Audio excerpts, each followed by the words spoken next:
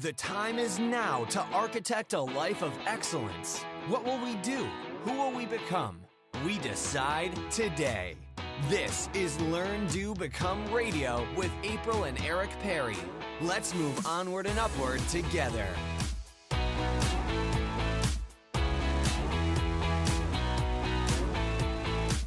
Hello and welcome to Learn, Do, Become Radio. I'm April Perry, here with Eric. I'm Eric Perry, and I'm here with April. We're excited to talk today about Dave Ramsey's SMART conference. Do you want to talk a little bit about why we even went to this conference, dear? Because I wanted to, and I took you and a couple friends, and it was awesome. It was awesome, and I hadn't really heard about it. Eric had seen the email. He said, Dave Ramsey's coming. I went and got tickets. We're bringing some friends. I can't wait to go. And I was excited about it, but I didn't know how awesome it was going to be until we got there and I saw who was actually speaking and what was going on. And well, you didn't know anybody really who was actually speaking except for maybe a couple people, right? Right. But then when I started reading their bios in the program and saw the topics that they were speaking about, I got really excited because it wasn't just about money management, which is important. Right. It was about the whole person, the whole life. Well, and I've been listening to Dave Ramsey for a number of years when I was driving with my job and on the road, just listening to him. Great advice, great experience each time you listen to him. But since I started working independently, I don't listen to the radio quite as much. So I've missed that. And so this conference was coming to us down here in Los Angeles, and the tickets were really reasonably priced. So I bought a few and just said, hey, let's just go do this and it'd be kind of fun. And we got there. You know, most of the stuff that you think Dave Ramsey focuses on is on finances and things like that, getting out of debt.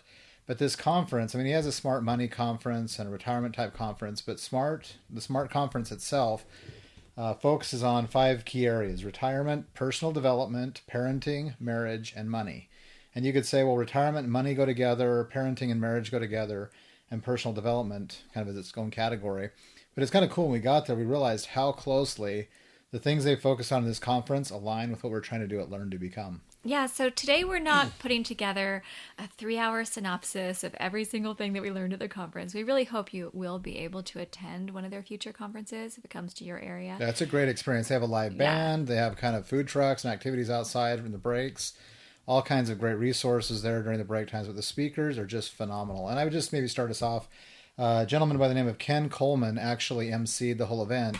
And I remembered about midway, almost to the end of it, right before the last break, he said, I want to ask you the question, what are you going to do with all that you've learned today? Mm-hmm. And he meant, you could tweet it, you could put it out there in notes, you could figure out a way to kind of share it with some friends. And one of the ideas that we had as we were driving back is that we wanted to record a podcast, and we'll probably several others, where we'll go deeper in depth on some of these topics or these speakers that presented. But we wanted to break this out into a way that maybe in 20, 30 minutes, you could get just one of the nuggets from each of these presenters and just see how it affected us and if it's of interest to you. We're not in any way directly related to Dave Ramsey or the things that he's promoting there, but we just had a great experience breaking that Saturday away from the rigors of daily life just to kind of reassess, recenter, and really replenish. It was really just a great day. Okay, so just 2 more quick announcements before we get going. Announcement number 1 is that if you want to get a link to the SMART conference, if you want to find out how we organize conference notes and take our notes and then implement them, we have a special free note-taking template that you can download. And we have classes that we teach at Learn, Do, Become about productivity and having this family-centered productivity. So all of that is on our show notes page, which is learndobecome.com/episode 10. Can you believe we're on 10 episodes? Which is awesome. Announcement number 2 is that we have a brand new puppy downstairs. We're super excited. Eric hasn't slept much the last couple nights because he's been up with her. But if you hear any little puppy noises, that's why. I've wanted a puppy for 17 years. In the last year or so, April has come on board slowly but surely. And now I'm in love. So we've adopted a little puppy over the weekend, and she's adorable. Her name is Sunny. And yeah, she's been great. So you might hear her whimper a little bit. She's in her kennel right now. We tried to podcast with her on our laps. Didn't work so well. She's very excited, very active. So beautiful little puppy. You might hear her whimpering in the background from time to time. We hope not. But if she does, she's in perfectly good condition, happy and safe in her kennel downstairs. And as soon as we're done recording, we're going to go play with her. So okay, so should we start with Dr. Les Parrott? So Les Parrott and his wife are the authors of the book, The Good Fight. And I love that this is talking about marriage, and disagreements or arguments in marriage are pretty much inevitable. but you can do it well. And just real quick before we get into what Dr. Parrott had shared, one of the things I loved about each of these people, you read their biographies and yeah, they're amazing, but it's really cool to see how they're also real people and to hear a little bit about their personal lives as they kind of interject what they have to do and their professional advice and guidance to really see, and the fabric of the stories they would tell to engage the audience to kind of illustrate the points of their stories. So again, just another reason why this conference was so much fun. It wasn't so much lecture and here's what you need to know and here's what you need to change in your lives. It was, let me tell you some stories from my own life, from my experience working with people, or things from my own marriage and our own family. So as we go through these, we're not going to necessarily share all the stories they shared to be able to leave that with them for their presentations, but the stories and just that personal connection were amazing. So we were actually coming to be kind of fun to meet, Dr. I'm not sure how to remember it, Les and Leslie. They're both named Leslie, I guess. So to meet the Parrotts. So the thing I loved most was his idea about sharing withholds. So a withhold is something that you thought during the week about your spouse, either positive or negative, but you didn't share it for one reason or another. So it could have been a positive thing, like, oh, I saw Eric working with Grace in the basketball court, and I really admired the way they were working together. But I just didn't say anything because I was in the middle of making dinner or something like that. Or it could be something negative, where maybe your spouse hurt your feelings or, did something that kind of bothered you. And you just didn't say it at the time because you were doing something else. You didn't want to make it a big deal. But you don't want to just get buried, so you can just bring it up. And so he suggests that one day a week, you just have a few minutes where you share, and you come with 2 positives and 1 negative, and you take turns, and you have to stick to your original ones. Yeah, if you're the second sharer, you've got to stick with the original 2 positives and 1 negative that you had. You can't modify them based on what the first person may have just said to you that now changes your perspective on things. Yeah, and then after you hear them, you just say thank you. You thank them for sharing, and then you spend the next 30 minutes, you don't discuss those topics. Right. You can talk about anything else. You can do whatever else you were doing, but you give it at least a 30-minute kind of percolation, sink-in period, which I think is brilliant because inevitably in that 30 minutes, our better selves hear maybe what our spouse or that other person was saying, and it just gives us a chance to reflect, maybe think about how we do want to change, maybe that negative, or how we want to do more of those 2 positives. Yep. So we're going to do those, right? Once a week? Yes, we are. It will be really fun. April's telling me I'm doing them, so I'm doing them. No, I think it's helpful. Okay, we're literally just flipping pages. Did you say I think it's awful or awesome? Helpful. Oh, I thought you said awful. I think it's awful. Like a cross between helpful and awesome. Awful. Yes, that's great. Okay, so now we're just literally going through our notes and just going to go through each speaker to pick out one really awesome thing we just loved about each person. Okay, so next one was Rachel Ramsey Cruz. So this is Dave Ramsey's daughter, and I'd actually interviewed her a couple of times before for some prior podcasts. And she's writing a brand new book. Actually, it's coming out in just a few months, called Love Your Life, Not Theirs. Now, I really love the premise behind this book because she was essentially saying that when we go on social media and we see this highlight reel of everyone else's life, so often we make our purchasing or life decisions based on this desire to keep up with the Joneses.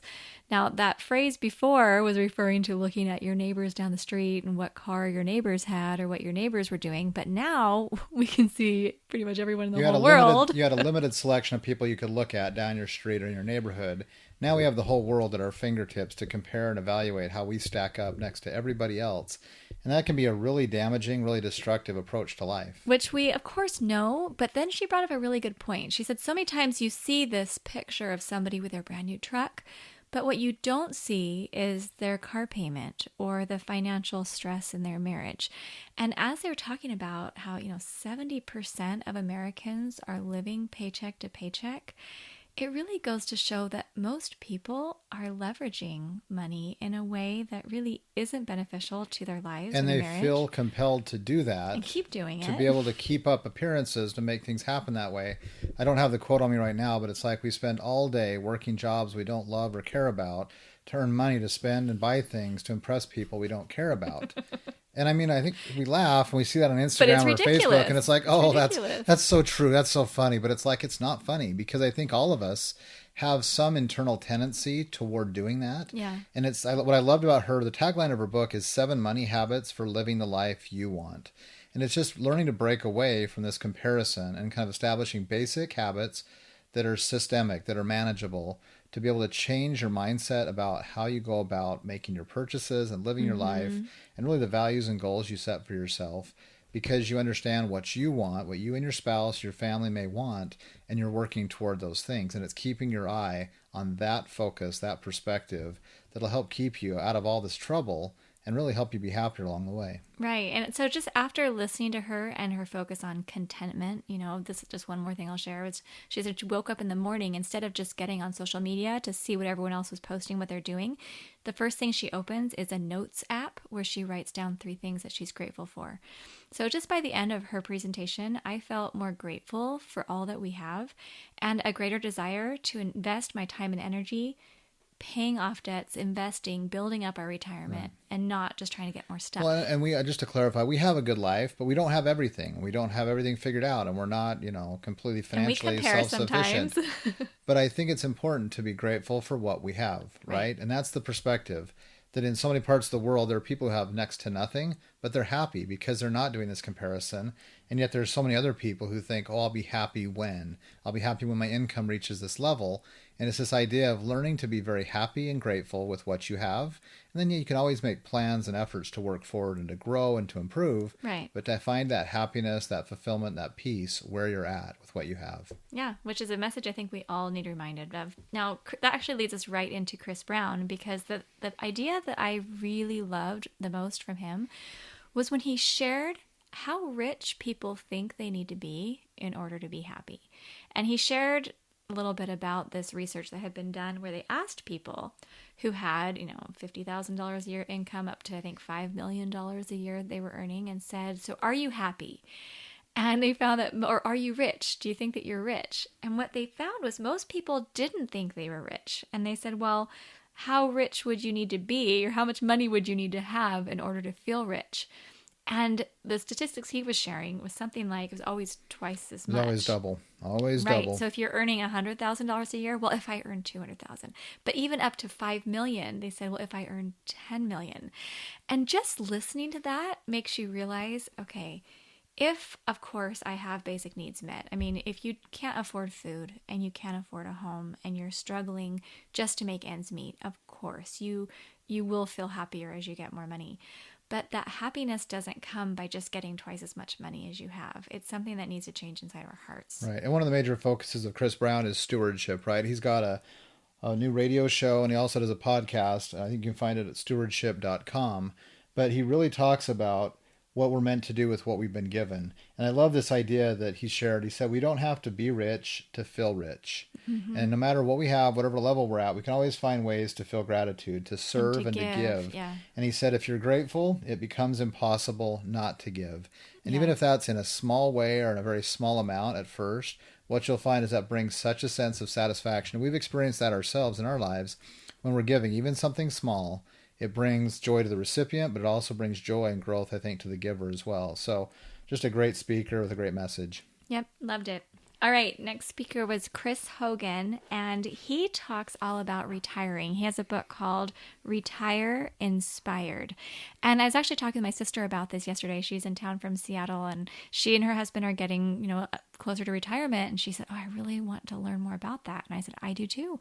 Because as he was speaking and as he talked about his experiences meeting with different couples and different families, being able to have this vision of what your retirement needs to be and being able to create your plan, actually start talking about it while you're young, is super important. And the thing is, no one in my high school or elementary school or even college, none of my professors or teachers ever even talked to me about retirement. It was just something like, oh yeah, maybe somebody will retire, and you kind of hear stuff about Social Security. You're thinking, well, what do I need to do for retirement? You kind of hear about 401ks a little bit. But people don't really teach you about this, and you need to put in the effort to learn. Yeah, and one of our focuses here at Learn to Become is not money and financial management, but that might go into life architecture, might fall into family. And as we're kind of going through these processes and learning about people, we're definitely going to make referrals to people that we've come in contact with, that we've gotten to know, that we trust, their advice or their services. So again, not an endorsement here of any of these individuals, but just the things that we heard, some things we learned, were very, very powerful. We want to just kind of pass them on to you in case you're interested in learning about those. Chris actually said a couple of things that really, really stood out to me. He said that there are 2 reasons why people worry about retirement. One is the obvious, running out of money. But the second, he said, most people hadn't considered, but this is the one that actually works on me the most. I've been thinking about this a long time, and it's one of my motivators, is not becoming a burden to their family or friends, right? Yeah. And so I think the two go hand in hand. When you run out of money, you by default, by definition, become a burden or feel you're a burden upon family and friends. And he just said, we can be motivated, we can be focused on what we want to do as we prepare for retirement. He said, it's not an age, it's a financial number. And it's kind of how we're setting those goals and those objectives as to the life, the lifestyle we want to have. And just one last thing that I really, really liked is that he says, he encourages every person to have a dream meeting with their spouse or with someone they trust. And I love that because when you step back and you really find the truer motivations, not just being afraid of running out of money and being a burden, but when you're thinking about what type of life, and it doesn't have to be living in a mansion with all types of services and resources swirling around you, but when you describe what that dream life in retirement or those later years of your life look like, it becomes a powerful motivator as you have those values, those goals clearly defined. The plans then become more clear as well. Mm-hmm. Yeah, so inspiring. So Eric and I are definitely starting to have these dream meetings and talking about our retirement as well. All right, next speaker, Anthony O'Neill. He's so just sharp. He's young and he actually speaks a lot to youth, but he's talking about how you don't have to continue spending money on things just that you don't really need to impress other people. And the sweetest experience I think that he shared or his goal. He's getting ready to get married. He was talking about this girl he'd like to propose to her soon. And he said, between now and the time I propose, I'm learning how to bake. And I thought, what? Why is he learning how to bake? He said, because I want to bake my own wedding cake. And all the people in the audience are like, oh, all these women are out there. Just that's so sweet, so romantic. But he kind of turned the story. I'm sure that was a little bit sentimental. The reason is but he'd gotten into a deep level of debt by the time he was 19 years old. He'd lived through the horror and the difficulty of coming out of that and figuring his way out of that hole.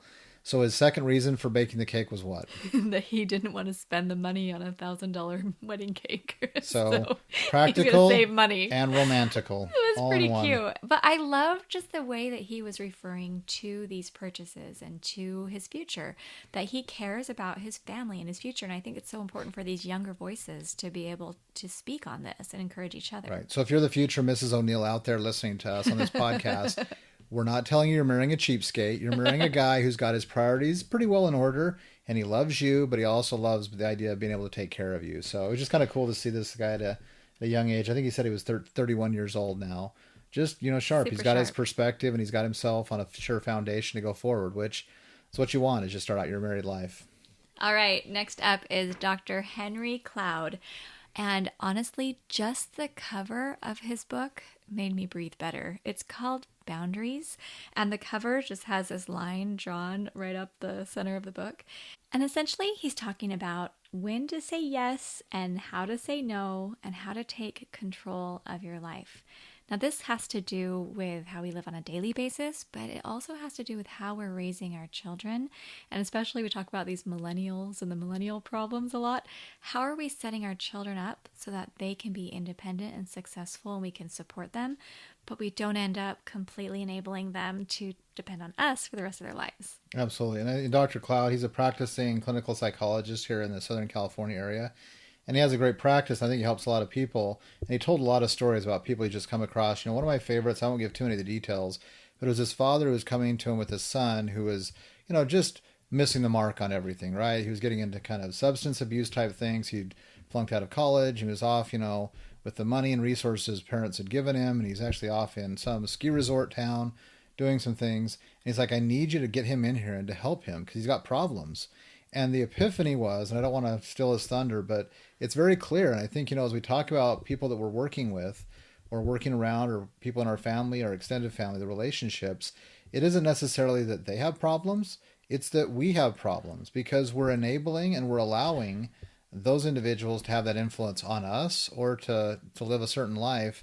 If we're supporting it or enabling it, it was just powerful to see people's perspectives like, oh my goodness.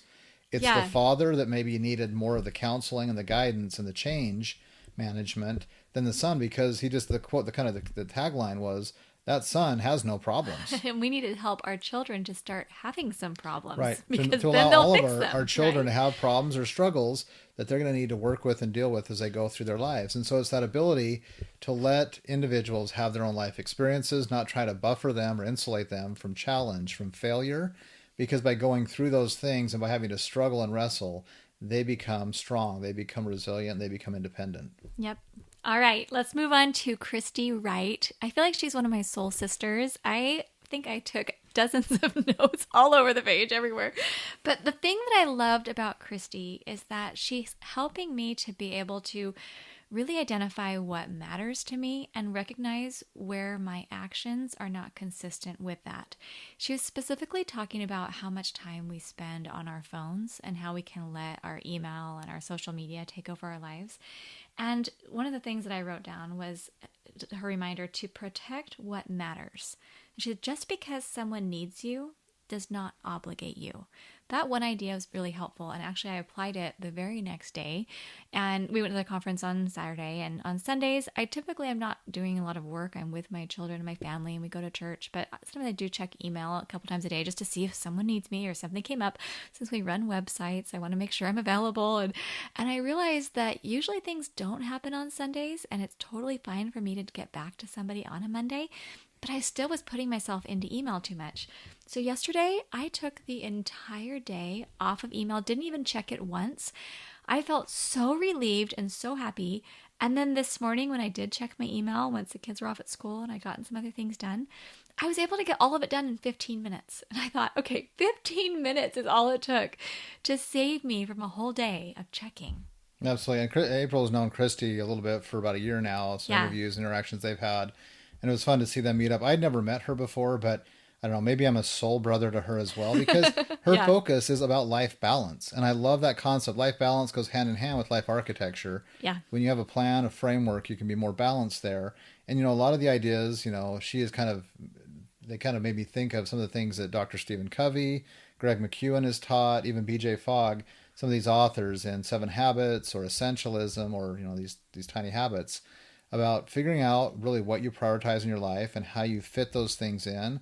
And again, it kind of goes back to Dr. Cloud with boundaries, right? You are able to say no where you need to say no and only accept the yes that helps you move forward in the direction that balances and stabilizes your life.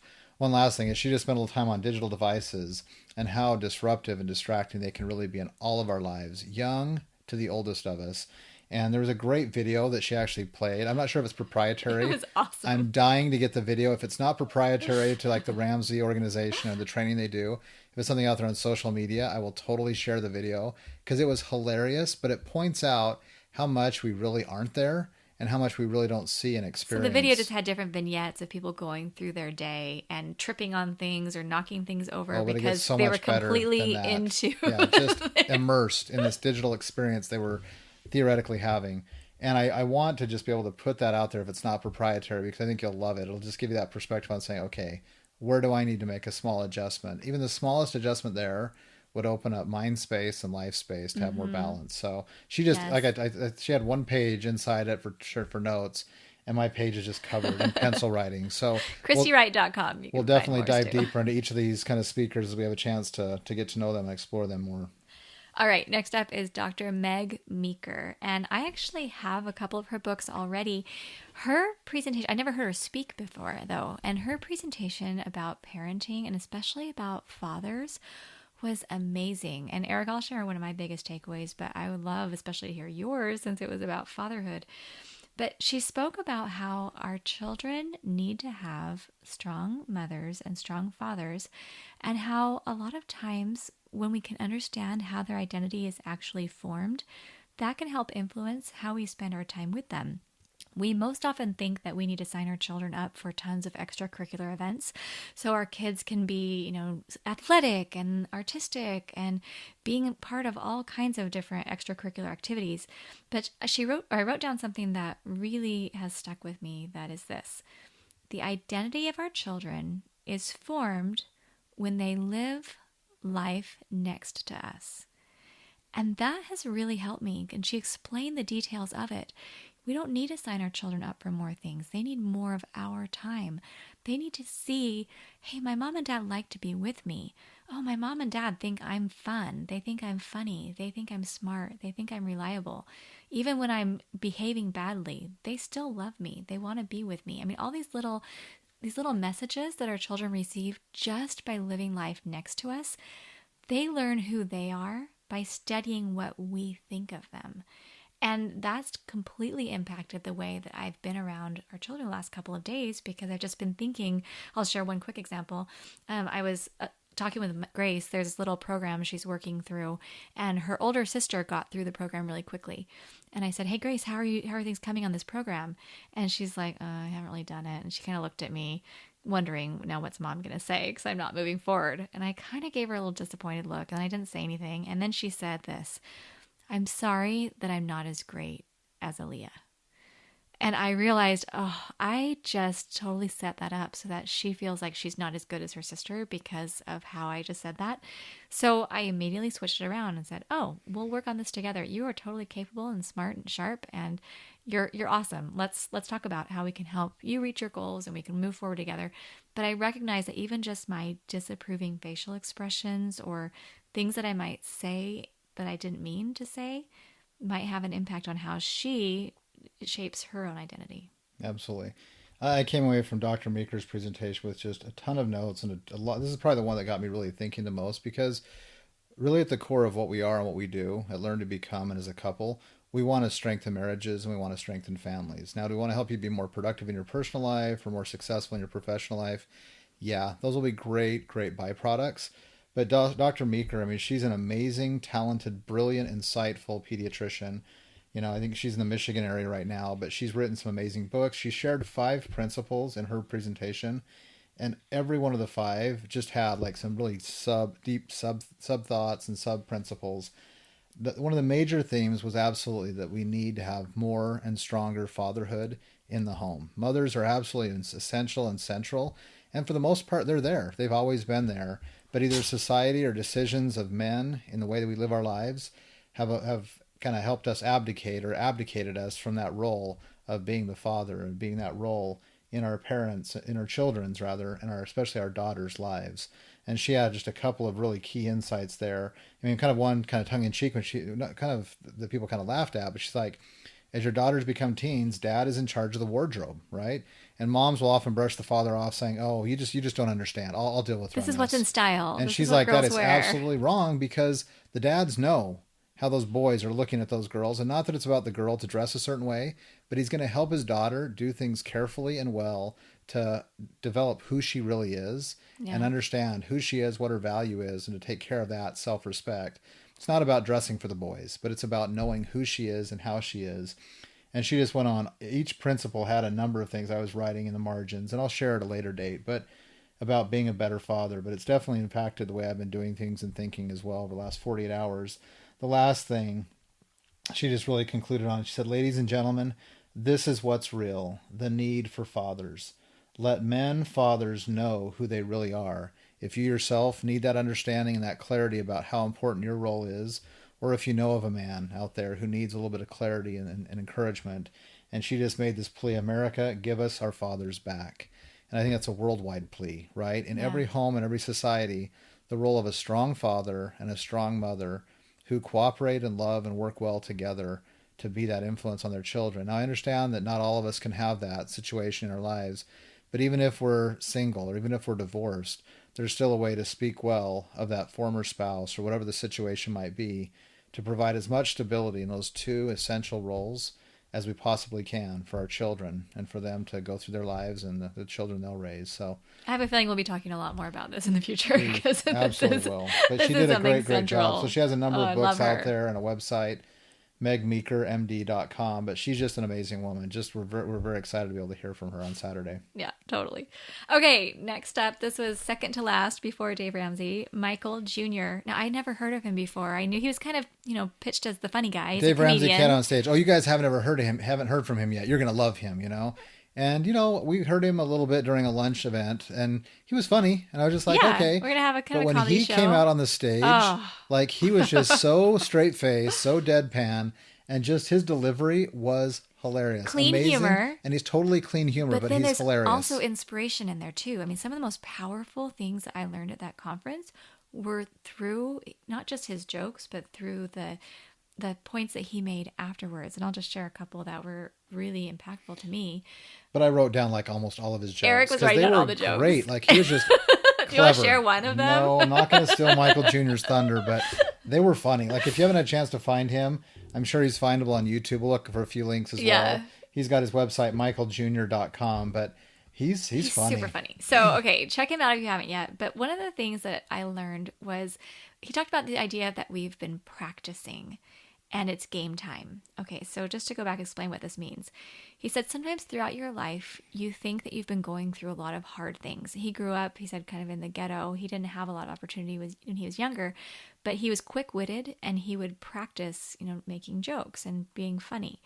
And he said, we've been practicing our whole lives. You might not have known you were practicing. He's like, I didn't know I was practicing, but we've been practicing.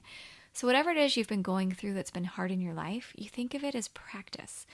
And then he said, now God has taken our hardships and it's game time. And we need to hear the coach's voice. And that impacted everyone in the room on a different level, in a different way. But it was amazing to see that all these people in this huge auditorium who all have different lives, who all have different struggles and different strengths, were able to see that the challenges in their past could be viewed as practice. And all of us felt it's game time in one way or another, whether you're moving into a new job or whether you're, just starting out your family or whether you're moving forward on a project that maybe is a little scary to you. It's game time, right? In one way or the other. His perspective is that all the things that have happened in our past, even the things that weren't that ideal, they weren't meant to be there to define you, but to refine you. We've heard that phrase before, but he just kind of put it out. He said, the thing from your past, God didn't cause that, but he will use it to prepare, build, and move you. Yeah. Your setbacks become part of a setup, right? They're the slingshot. The further back you pull a slingshot, the more energy, potential energy you have to go forward. And I just loved his perspective on how he kind of tied that into his comedy. And he just said, instead of getting laughs and trying to be the funny guy and just, I'm here to get. Yeah. I want to get these laughs from people.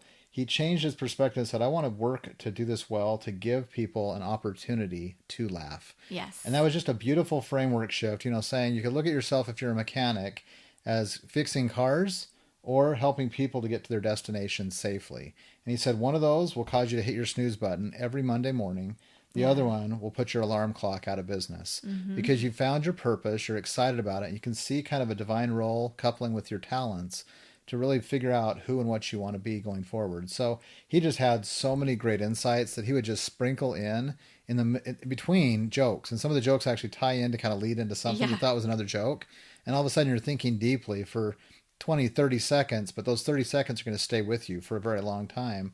At least they did with us. And then it was on to some more of the jokes. It was just kind of a neat positioning of humor and deep thinkedness. Yeah. If that's a word. Jack, my hat's off to Jack Handy. But just to get us to deep thought, to deep think, and to really consider some of the things that we might want to do better or different in our lives. Mm-hmm. Well, I wrote that same thing down about giving people the opportunity to laugh. And he said, my job is to present the gift. And I think that that's what we're doing here at Learn, Do, Become. Our job is to help present the opportunity for those in this community and for ourselves to architect lives of excellence. Now, if everyone doesn't do that, that's okay. We've succeeded if we've presented the opportunity. And I think that applies to parenting. It applies to whatever it is that you care about and that you're doing. But we want to give our gifts to other people and give them the chance. All right, and then the final speaker was Dave Ramsey, and we've heard him speak many times before, and we think he's fantastic. The main idea that I wanted to share from him was that we become what we think about. And this, I've been honestly thinking over his talk and over this message for the past couple of days, because so many times what I think about are things to stress about. Eric has this t-shirt that he thinks I should buy that says, I have 99 problems and 96 of them are totally made up scenarios in my head I'm stressing about for no logical reason or something like that. I'm glad you think it's 96. It's actually 93. Oh, 93. So only 3 of them are real. That's good. I have no problems. Okay, so that's one of my main challenges is that I worry about things that I probably don't even need to worry about. So many of my thoughts... Well, real quick right there. that you probably don't need to worry. No, this is important because you just don't said call me on this. I probably don't need to worry about. So in your mind, you still think you do. Well, so maybe 3 of them I do. No, 3 you definitely do. Okay. But you probably think you still need to probably worry about the other 96. I do. And that's what's holding the 96 in your head. I need to stop worrying about those other 96. And the way that I'm going to do that, actually I've been thinking about this solution, is to replace those 96 made up scenarios with the vision that I feel inspired to move toward. So what I've been thinking about lately is whenever a thought comes in my mind where I start feeling worried or anxious, I'm replacing it and thinking, what do I feel that God really wants me to become? What does he want us to become? How can I take those thoughts and that inspiration, and how can I build out this dream and work towards that dream instead of thinking about the anxiety? And that's a collective framework, not just for us as a couple, but it's all people. Anyone who's listening here, what does he have for us? What are we able to do? What does he mean for us to become, right? Yeah. Because I think when you have that perspective, it gives you a lot more context to say, oh, these things really aren't real worries. And all those fears that you get about random things. I mean, even on our way to get our puppy, I said, Eric, I'm afraid the puppy won't like me. And Eric said, April, seriously? Is that another one of those things in your head? One of the 93. You really need to be worried about? Like, you really think a brand new puppy whose like whole thing is to like please you and make you happy and snuggle up with you. Like, oh, wait, you, like the lady in the blue shirt? Yeah, I'm not going to like you. The rest of the people in this car, totally in love with, but you're my exception. Okay, I know it's silly, but I'm feeling excited. But you allow it into your head, right? And I'm sorry. And yes, this isn't a critique April and work through therapy here, but I think a lot of times in just different areas of our lives, each of us probably have a majority of things we worry about and stress about that either aren't controllable or directly affectable by us in that moment. If we can't do anything about them, set them aside and focus on the things you can. Or focus on that goal, that vision of what you want to become. Yeah, but we're watching our thoughts. I mean, if you're thinking about adultery, you're becoming an adulterer. If you're thinking about becoming an amazing instrument in the hands of God, then that's what you're becoming. I mean, as you dissect that and realize that your thoughts are impacting who you're becoming, that makes it super important to make sure we're controlling those thoughts. I mean, he quoted a number of historical figures that had a lot of quotes about this idea of our thoughts define what we become. But there's also James Allen's great book out there, the classic, As a Man Thinketh. Yeah, love it's it. just true. The power of our intentional thought leads us to our behavior, our action, our behavior, and our reality. So, Dave Ramsey is just an amazing guy. We've been, like April said, we've been listening to him for years. But it was just awesome to kind of watch him come on stage and just share kind of his own personal experience. And he's been through a lot, and he's been through a lot of down, and he's also been able to proactively and with great effort and industry create some great ups as well. So it's just been this amazing group of people to have gathered together and have a chance to learn from each of them. Each one of them probably presented maybe 15 to 45 minutes depending on their content. It was a full day conference. Fantastic. But I actually felt more energized and excited at the end of it. Most people, they come out of a day-long event or activity like, oh, I need a rest, I need some food. My mind was going so fast. It was awesome. It was just a great experience. So again, we have no connection to Dave Ramsey or the Smart Conference. But we're some of his biggest fans. Oh yeah, we're huge fans. But there's no affiliate or kind of paid endorsement of this. We just went to a conference this last weekend. We just thought, our audience, the people that we love, ought to know more about some of these great speakers and some of the resources out there, because that's what we really are about here at Learn to Become, is figuring out some of the places to find truth and light and help, and use that to grow and go forward. So if you guys find some things or have some perspectives on some of these ideas or these speakers we've talked about, we'd love for you to comment down here at the bottom of the page and just share with us, or get on the Facebook page and kind of just let us know in the community what it is that you've found that's been helpful to your perspectives and your insights, because we really all are here to learn together. Yeah, and we should all meet at the next Smart Conference. Wouldn't that be fun? Have like a Learn to Become section. People who are listening are all over the country and the world, so I'm not sure how you're going to pull that one off. I don't know. We'll try it. So hope that you've enjoyed this. Ended up a little bit longer than we planned, but I feel like we were able to really share some of our key takeaways. Hope they're helpful to you. So next steps, just go to learndobecome.com/episode 10. Come check out all the links. We'll include additional links to these speakers' websites so you can check them out. And if you want to come get our conference template for your notes, come download that. Yeah, I'll just speak to that really quick if I can. I mean, April has done this great kind of very simple template, simple resource, because whenever she goes to a business conference or something like this, a learning conference or even a religious conference, you hear so many amazing and powerful things. And most people just write down a bunch of notes and they feel like, okay, I've taken notes, but they get stored away somewhere. April has a great system, a very simple system for just distilling down some of the key takeaways and a few key action items that you'll systematically put to practice. And by her doing that, she like eclipses me by a long shot on what she gets out of. Well, I want to do something with what I learned at a conference. You didn't just want to hear something good, something inspiring. You want to do something make it change my life, right? So if you take a look at that template that she's offering, it's free. Just go ahead and download it. But you can really apply it to any conference, any gathering, any meeting that you're in. There's going to be a lot of teaching or a lot of insight shared about, okay, what are my few next actions and what are kind of some of the takeaways, things I want to do and become as a part of this. So check it out for sure. Yes. Okay. We're so glad to have you with us at Learn to Become. Thank you so much. We are just thrilled to be part of this community. So have a wonderful day.